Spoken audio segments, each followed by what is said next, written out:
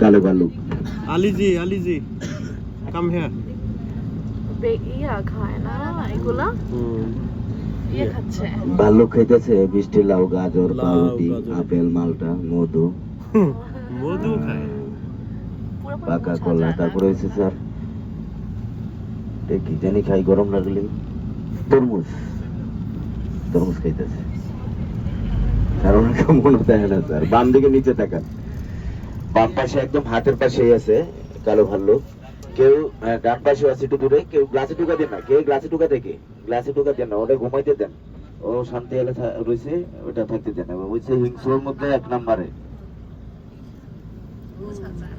আমরা ভাল্লুক সাফারি শেষ করে প্রবেশ করবো লায়ন সাফারিতে।